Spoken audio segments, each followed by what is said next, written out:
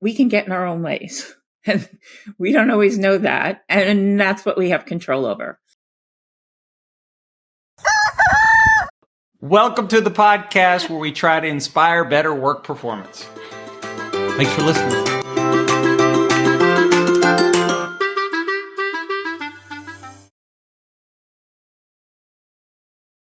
Hey everyone, thanks for joining us today on the Management Muse. I'm your host, Cindi Baldi, and today we are talking about instilling wellness in our work environments. Our guest is Belinda Block.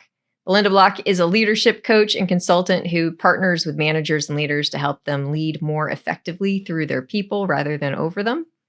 Her coaching methodology is grounded in helping her clients flex their leadership style, strengthen strategic thinking, and elevate their business partnership skills, all while balancing the demands of work and life. Today's episode is sponsored by the Uncertainty Playbook, written by Jeffrey Tumlin and myself, and available on Amazon and all of our websites. So appreciate it if you check it out. Leave us some reviews. Belinda, you're a woman after my own heart. So we do very similar things. So I'm looking forward to today's conversation and maybe learning a little bit from you. Maybe you learn a little bit from me. Great. I'm delighted to be here. How would you define wellness in the context of business? Wellness to me means taking care of yourself so that you can take care of others. It's using all of your inner strength to be successful at work. I tend to focus on things that are within our control, and we don't always realize what's in our control, but there's a lot, and we can do a lot to help our wellness. And you got here through a personal story. So why don't you share with us your Fire Island house story? Well, it was the late 90s, and I had been working at a consulting firm, a small consulting firm that's now a large consulting firm. And the work was great. My clients loved me, but the owners and the managers did not like me. They were very critical and tough. Now, I owned that. I told them I learned a lot from that experience. I was unable to leave at the time because I had lots of life stuff going on. My father was dying, and then I came down with thyroid cancer, which made me so weak I wanted to die. Gained 35 pounds, and the pain that comes with that. It was then the millennium, and my boyfriend broke up with me 2 weeks before the millennium, and then I got laid off. So I felt like the walking wounded. It was one of those things where what else could go wrong? You never say that, Belinda, because life actually finds a way to show you. I did learn that, unfortunately. Something else could always go wrong. So that was a good lesson that I learned. I picked myself up and I looked for a new job and got a job in financial services, and made sure that I was really focused on what is the thing that I think should be done, not worrying about what other people think, and really just pushing my own knowledge. Like, I was hired for a reason, and let me do it. Got the job and was very successful. They loved everything I did. It was like I walked on water. Totally different from the other place. Totally different. Same person, totally different. Went around the country, coaching senior managers, and was really lovely. Enjoyed that job very much. Then came Hurricane Sandy in 2012, and the house is on a barrier beach off the coast of Long Island. There's no cars. It's a lovely place, but it's a very thin barrier beach. And Hurricane Sandy destroyed quite a bit of it.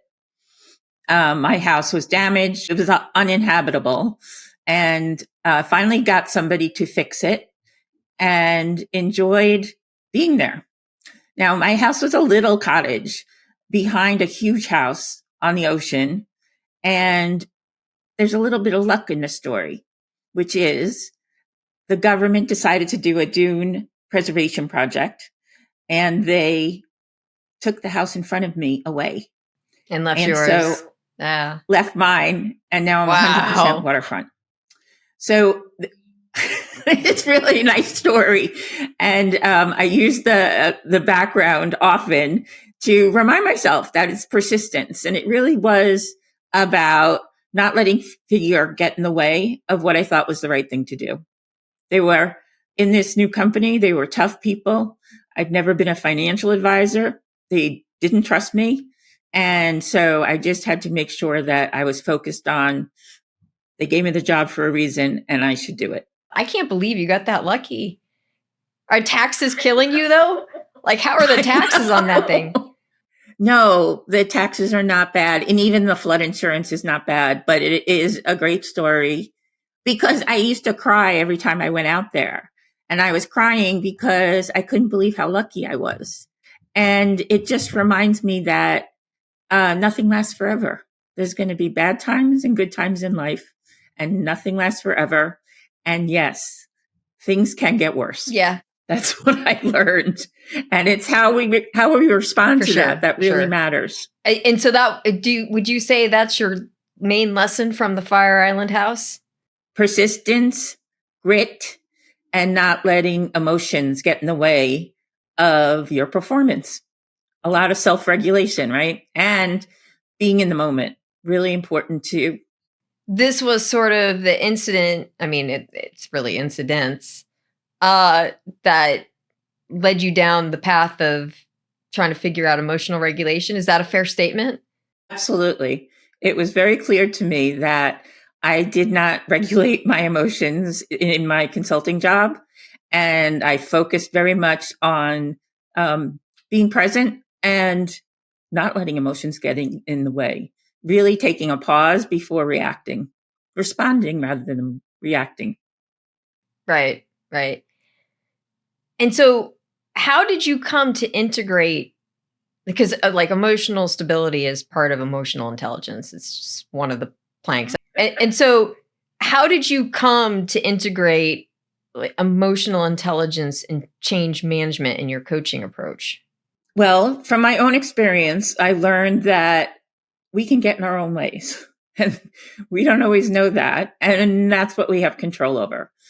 So learning from my own experience, that's how I started to do coaching, letting people know how they could change their own behavior and be Did more that effective. change sort of what you focused on? I know you have a PhD. We didn't mention it earlier, but I know you have one. And it's in a related field to management. You know, it was kind of pre-management.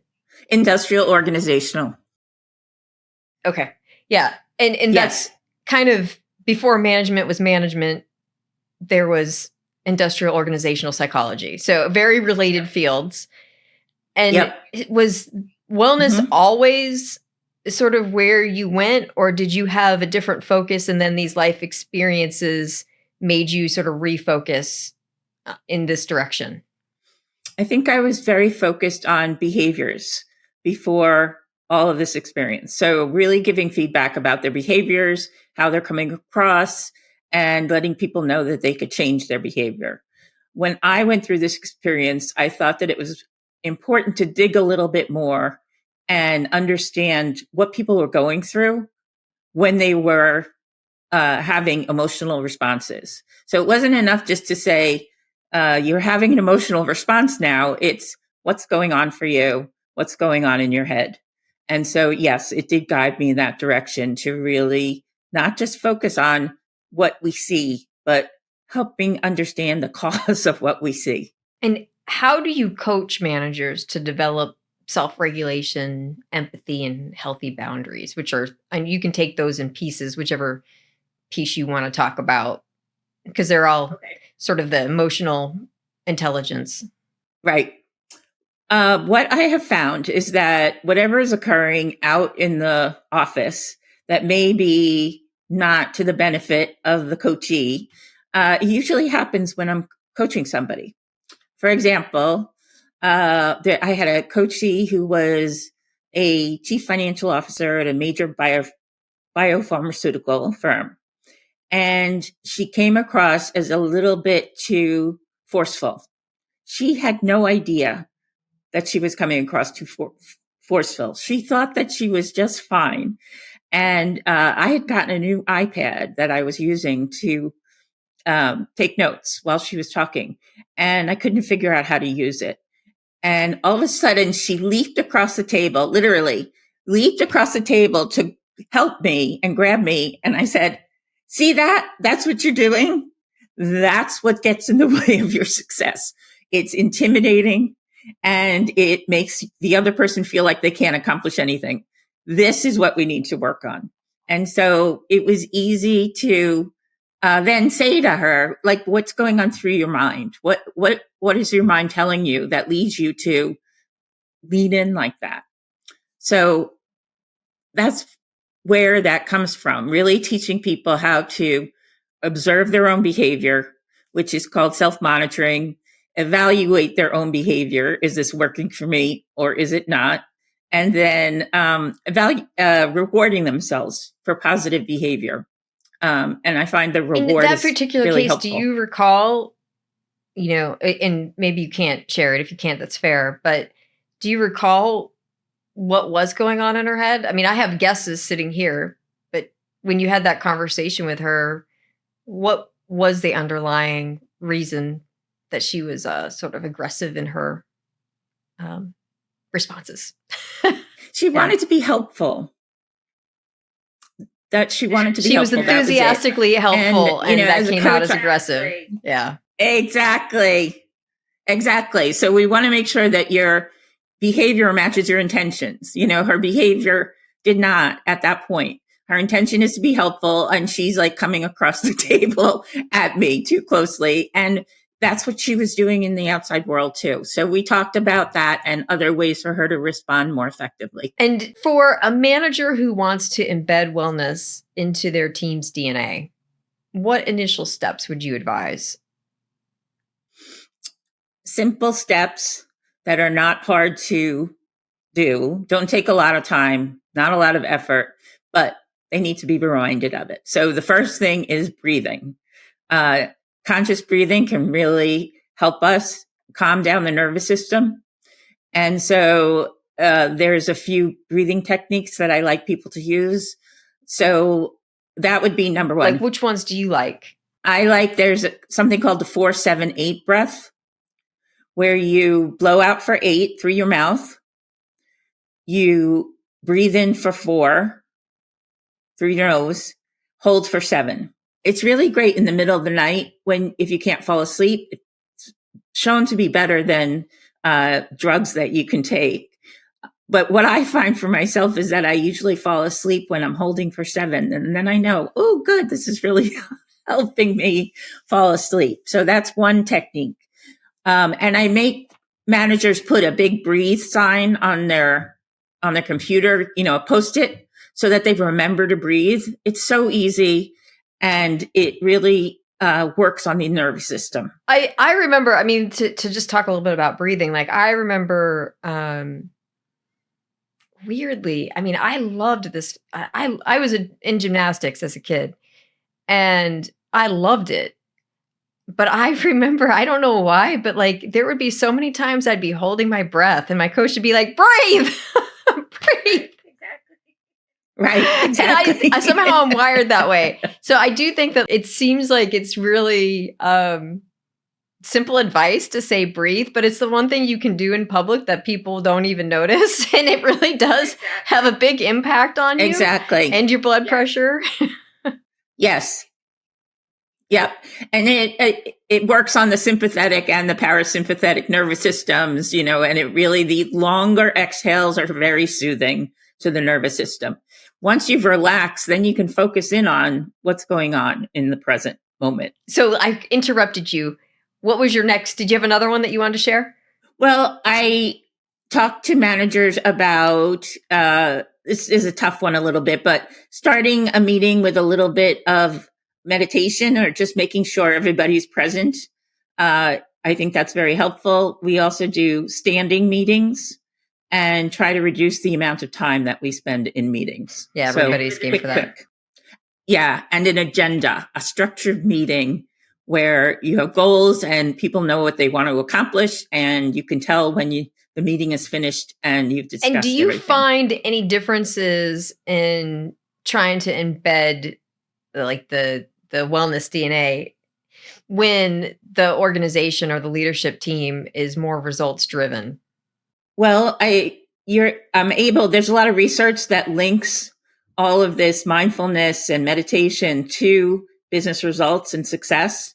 And so I go back to the data, go back to the research, continue to have that and have them give it a try. That's been our experience too. I mean, some of them, they just have a hard time letting go. Like they're so achievement focused that, but usually it's like smaller experiments. And once they start to see the impact personally on themselves, then they're more open to it for the team.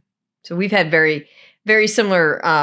Definitely. I've done some interventions, like some team offsites. And I remember one of my biggest clients, the CEO, stood up in front of the room to introduce me. And he said, I don't know what we're going to do, and I don't know if it's going to work, but we're going to try it. And so it was a great way to start at the least meeting. it's open. He was shut.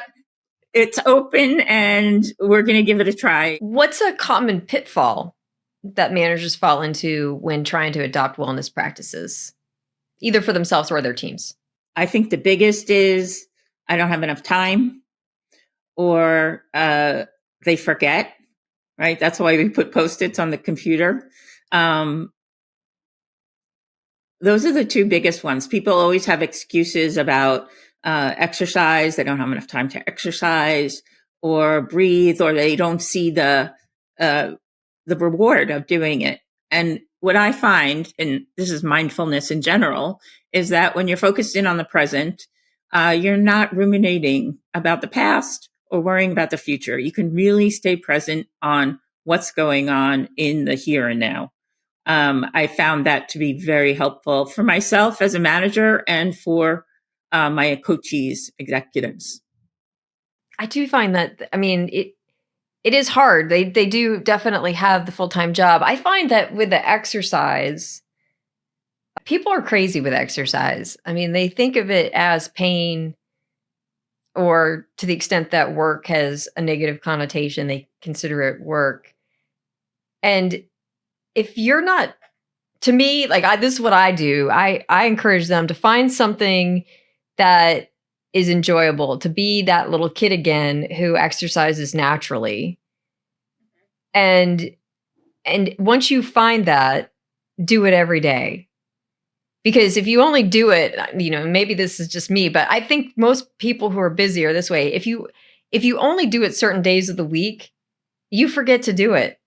If it's baked into the cake every single day, you do it. And if it's enjoyable and not where you're dreading going, then it is actually a break. It's not work. It's not pain. It's a break. And if you can combine those two things together, then it's a lot easier to get somebody to maybe give up, one sitcom. Yep. I love the way you're thinking about it. The other thing is, forming a habit, you want to give yourself a reward, right? That's the biggest thing. So and also people who are competitive salespeople, they like to see results and track their progress. So, giving yourself a reward, tracking your progress, all that stuff, whatever works for you. Any that are specific to teams? Pitfalls for introducing teams. Wellness. I'd say it's hard to get everybody to buy in to your leader's beliefs, right? And so incorporating it and dealing with the resistance to change is a good way for a leader to handle it. I've seen with some of the things in our organizations is they drive it through like trying to put a carrot in front of them. And so they make it gamified. And so then everybody is competing for how many steps they can do in a day, and we had one where this one particular, I think he was a radiologist, and like the dude was just killing it in terms of like leaving everybody in the dust for like how much he walked around in the day, which, you would think that might be a bad indicator for performance, but his performance was just fine. He just was always in movement. And he was very popular because like he kind of regularly saw everybody and checked in and was like, hey, what's going on? And so like it was working. What he was doing was working, but like they got everybody in that competition. And everybody was having a good time tracking each other's steps and progress. So that was kind of cool. It's just, amazing. A little bit nicer than like, hey, we're doing this wellness thing, and all of a sudden your life has to change, right?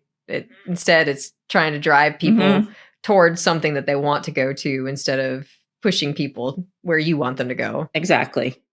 Definitely. And making it rewarding in and of itself, right? Taking a 10-minute walk around, all the wellness things. It doesn't have to be long, and it doesn't have to be hard. The latest research shows that even 10-minute walks can help your Well, and I think too, with health. like our environment with so many jobs that are sitting, that multiple 10-minute walks throughout the day may actually be better than just like a long walk. I personally, if I have any amount of time, I'm hitting the sidewalk and just trying to get it in. So like throughout the day, I'm putting together a lot of time that I'm walking, but I feel like it's better to just get up and move more frequently than just in one lump sum. Plus, it's a little bit easier. It's a little bit easier on your schedule. It's hard to like carve out 30 minutes. It is. I totally agree. Good way to make meetings 45 minutes long, right? So you have 10 minutes in between to take a walking break. But I was curious if you have a standing desk. Have you done that yet? Yeah, I have one that goes up and down. Okay. And do you like it? Yeah. But my husband uses it probably more than I do because like I'm somebody who kind of carries my laptop everywhere with me. I'm in the kitchen and I'm doing things and I'm on the laptop and I'm, it goes with me. It truly is a mobile computer for me. Whereas Jeff likes a little bit more structure in his work environment. He's very West Point still in some regards. So, he always has to have a desk. I'm like, we could really just work at the dining room table. Routine and structure is very important. Well, speaking of that, I do think it is important for wellness because it's like, it provides a boundary. It's like a psychological boundary. Like he's at his desk and so he's in work mode. Whereas like, for me, what I'm doing is actually bad practice because it's essentially opening up work to sort of, squeeze its way into every aspect of my life. Okay. And do you like it that way? Or is that something you want to change? I'm pretty good with it that way. Like when I work. And when I take a break, I take a break. So, it works for me. Okay, good. I think it's individual, it's what the individual wants, right? There's no one way to have work-life balance. If this works I think for you, if you then great. start, to me, the line is if you aren't able to put it down to actually enjoy like life's moments. It's funny. This next question is about bouncing back as a manager from mistakes or high stress and emotional turmoil. And so I know you already gave me some coaching because I don't know if the audience will know this or not. But like I just had a technological glitch where the power supply for my computer was not what I thought it was. And so like our conversation just went dead because my computer went dead. And I got back on and I was apologizing. And Belinda was kind enough to be like, hey, nobody died. Going on that theme, a mistake or high stress, emotional turmoil, what's your recommendation under those circumstances for like helping people get through it, especially as a team? Sure. I was running a project at Citigroup. It was the first time we were doing a citywide training program And it was focused on employees doing the right thing in terms of ethically and our shared responsibilities. And it was the first time we were doing online. This is before YouTube and everything. So we were using compact discs, and it had to go to in 17 languages to over 53 countries. It's huge. We had every part of Citigroup involved. And at one point, there was a big mistake, a big glitch. Like financial services couldn't use CDs because it would get in the way of their business. And the team just kind of fell apart. They were so demotivated. They deflated. And I looked at them, I said, this is not rocket science. This is not surgery. Nobody died. Let's move on. So really forgiving yourself and staying in the moment are important to me. That's how you bounce back. That's how leaders bounce back. They own the mistake. They admit it, and they are focused on the present. This is this moment, and we will move on. So owning it, learning from it, and jumping back up again to keep going. I think it also helps like the expectations when you go into it. Like you were doing something that was very technological driven and a little bit on the cutting edge side when you were doing it. And if you're going to play in that realm, it's baked into the cake that, you're going to have failures. You just don't know what they're going to be because the technology is too unproven. And I think that's really relevant for today because, everybody's like very nervous, or at least most people are very nervous about what AI means to us going forward. It's a new technology. We don't know how it's going to unfold, but we do know it's going to be riddled with problems because every technology is riddled with problems when it first shows up. And we're all in this grand experiment to figure out where the problems are and patch them up and, how to implement it the best way that we can. Yep.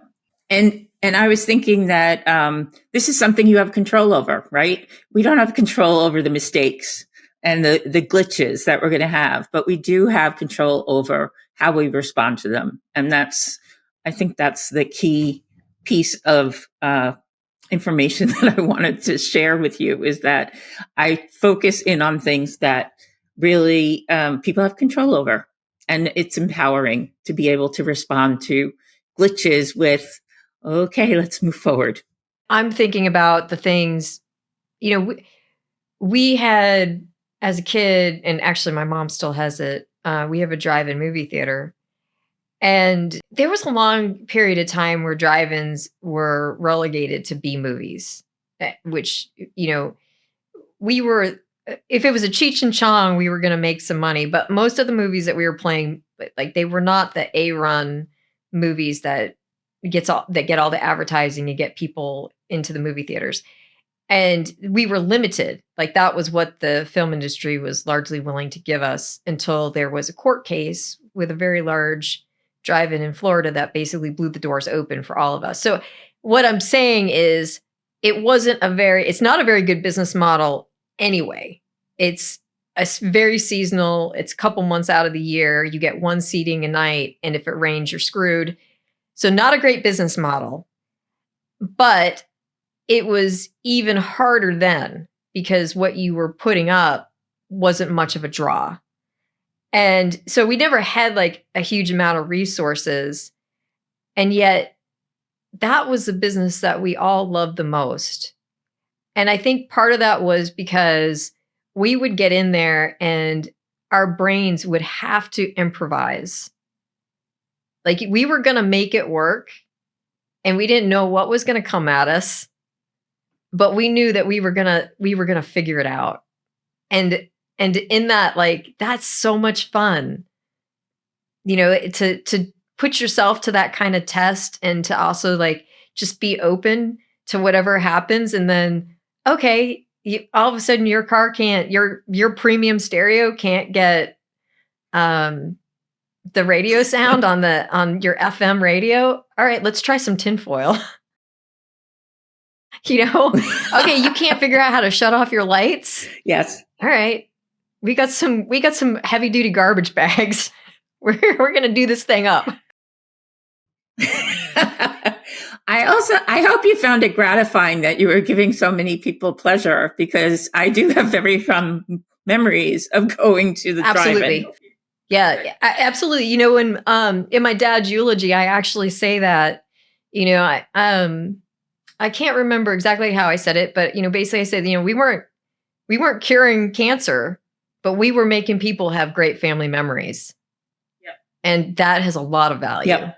And that's another thing that I'm really focused in on now is bringing joy into your life as part of wellness, right? People who bring joy into their life are more fulfilled, right? And a big piece of that is connection. We need to separate from work and make sure that we're connecting with people.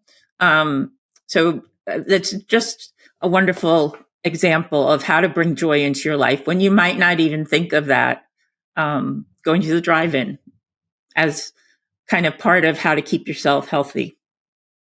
Every activity seems to be enhanced by being outdoors. So why not going to the movies too? Mm-hmm. Yep, exactly. So yeah, it is. It's still the love of basically everyone in my family. It's the love of our lives. Aw, it's so sweet. Yes. Let's see. As the workplace evolves, what wellness trends, AI, mindfulness, coaching trends, just as some examples, do you see managers needing to get ahead of in the future? I really like mindfulness trend because it helps you be in the present, and you know it goes against the way our brains developed, right? That we have this ancient brain in our heads that reacts very quickly and reacts to somebody bumping into you on the subway the same way that it would if you see a tiger.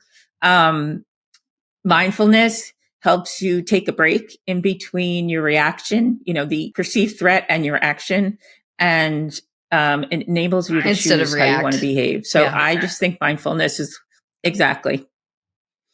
That's a big one. And, you know, the whole AI, I agree. I love AI. I think it's fantastic. And yes, there's going to be problems with it. I think that also goes to change, like being adaptive, learning to embrace change, knowing that it can be a powerful force, even though it may be something you're afraid of. Those are really, I think, helpful tips. And do you have, on the mindfulness front, want to maybe share a practice? Sure. There's one that's called finger holding, okay, where you have both hands and you hold on to one finger at a time. You take deep breaths and you go until you feel the pulsing in your hand. So you're not squeezing your hand, but just placing it there lightly. And you go finger to finger. And this helps you stay in the moment because you're focused on the pulsing in your fingers. What I like about it is that you can also do it under your desk so nobody can see you. Well, also, like, even if they could see you, it doesn't really look like anything that's really going on. That's true.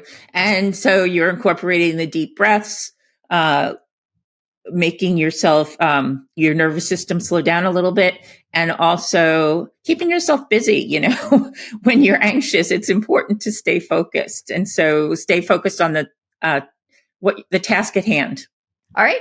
I think we're down to the last question, and it's a broad one. If you could give one piece of advice to a manager today who is feeling overwhelmed and wants to start making wellness changes, what small step would you encourage? I like breathing techniques, really trying to slow down the physical aspects of anxiety as well as being present, the mental aspects of anxiety, breathing. All right. I think that's a Definitely. good one. I think, I mean, I don't know if it's considered a small step. I think I would go with the exercise, with what I said earlier about the exercise, just because Okay. I feel like if you can incorporate that in, it has such a cascading effect, including on like your rumination, right? Because of like when you are doing an Mhm. activity that is just exercising, like it doesn't have to be strenuous. It kind of gives you a chance for your brain to quiet down. I don't know how else to explain other than it's a type of meditation. but it's a type of meditation that I can get Yes. to, because if I just try to meditate, and I think a lot of people have this problem, if I try to meditate, it's like every other thought comes in. But if I have two ways to get there. If I dive into somebody else's world with a fictional book, like my own life quiets down, or if I exercise, my own life, like the brain quiets down. Awesome. And that is a break. It doesn't have to be large doses, and it just needs to be something that you're enjoying. Exactly. All right, Belinda, thank you so much for joining us today. It's my pleasure. Thanks for inviting me. How can people reach you? Oh, I have a website, belindablock.com, obvious. And there's some quick leadership lessons, little videos, 1-minute videos that can be very helpful. It gives my nuggets of coaching advice quickly and easily. All right. Have a good day, everyone. Thanks for joining us on the Muse. And you got something out of this episode, give us a like, and hopefully you subscribe. Thank you.